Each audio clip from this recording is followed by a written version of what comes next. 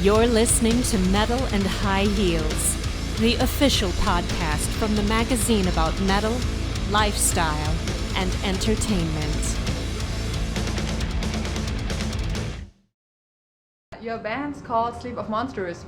Do you maybe want to explain your music style? What are you making? What are you I playing? think it's pretty fucking difficult because we're all both punk rockers. We actually met in this hardcore scene way back in the late 80s. Yes.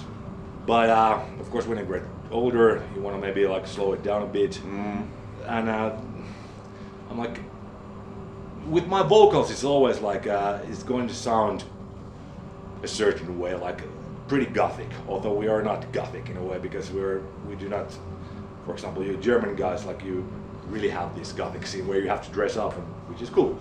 But I would just like to take the liberty of calling us classic music that comes from the heart. I've been toying around with these terms pre-raffle and psychedelia or fiendistical proto-metal or whatever. But anyway, it's just we're not black metal, we're not gothic, just music. Listen to it and see if you like it. Yes. I think we appeal to we might appeal to Venom fans and Him fans. Yeah. And ABBA fans. I think we have a lot to offer. Okay, yeah, sounds exciting. Yeah, and there are so many aspects. There are female singers that are great, and also I guess lyrics are really cool, and I know many people like them as well, and they make it a little bit like occult rock, which is a genre right now, which we should try to get on the bandwagon. Although I think it's passing. Right yeah, now. it's passing already, but yeah, for sure. And I just read your hometown is Helsinki, is it right? Yeah, he lives still here. I live in Porvoo, which is a little bit to the I think east. most of the band live here in Helsinki, Yeah. so I guess you can call it our home. And so how is it to play in your hometown at the Tuska? Maybe you were here before as a visitor? Yeah, we were talking about it. I was at the first Tuska playing with my first former band Babylon Horse. The first Tuska, the second Tuska, which was just a really small club. And then the second outdoor Tuska was at Veera Magazine, right in front of the Parliament House. But it's been a while. But it's always a festival gig is different than playing your club gig because you have so many. Of course, to our club gigs, there are just these diehard fans and whatever friends. Here we got the chance to play to a lot of people who would not normally maybe even have heard about it. Yeah, that's the beauty of the festival shows in general. I mean, you always can reach new audience, and I think today's show was really good. We had a lot of people there and good vibe going on, so I hope we got some new fans as well. The diehards are there at the front. At the front, Helsinki is it's the biggest city in Finland, and it's a nice graveyard and a couple of good bars, but well, it's always fun to play in hometown. I mean, if you have a home, there's no place like home, so where am I? Actually, I live 500 meters that way, so it's really beautiful. That's really You're living basically, yes. Great. And Tuska is a great festival. Yeah, you already said it's your band deals a lot with occult topics. What fascinates you about that whole stuff? Well, I'm interested. Occult means hidden. I'm a curious person. I'm interested in everything which is hidden or invisible. And it's, people For have those been. of you who can't see us, he's wearing a Night of the Living Dead hoodie. Oh yeah. That's yeah. I had this Ouija board shirt there on stage because I tried to get on the occult rock bandwagon. It used to be way back in when in a punk band you believed in anarchy, and then it was metal, it was Satanism, and now I wonder what kind of stuff do you have to do when you're occult rock band? Is it okay? Is it enough if you have a Ouija board at home, or do you actually have to I just bought one from New Orleans. I haven't tried it yet. From New Orleans? Yes, and it was made by a powerful witch. You're I gonna was get- told. you're Yeah, gonna I get haven't this tried. Yeah. voodoo deities. Yes, there. yes. That's, I have that to try sounds- it one day. That's some bad medicine, but Yeah. no, I'm like or invoke demons.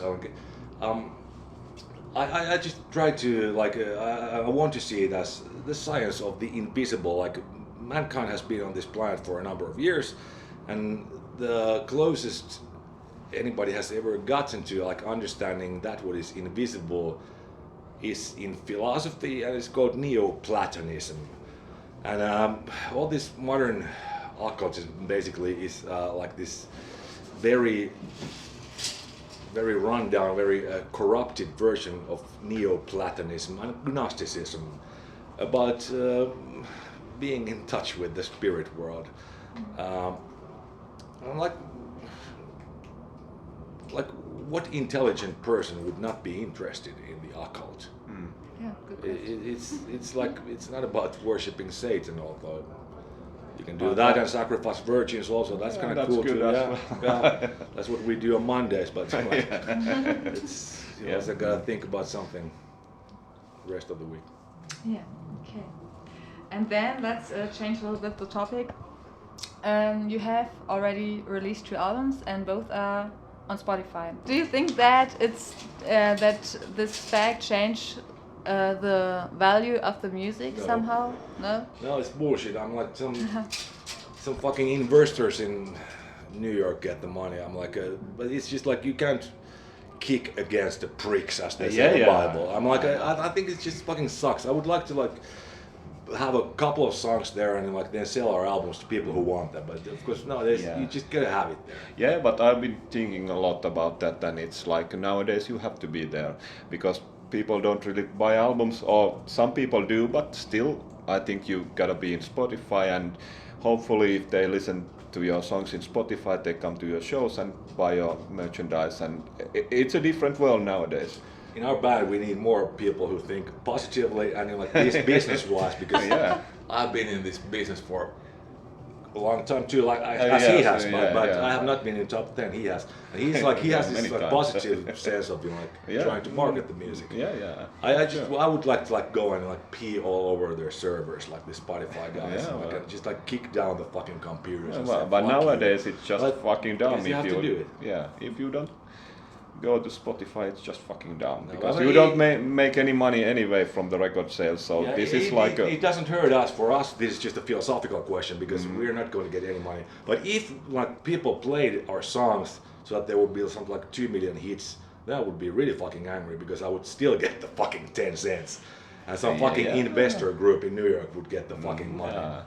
Yeah, well, true.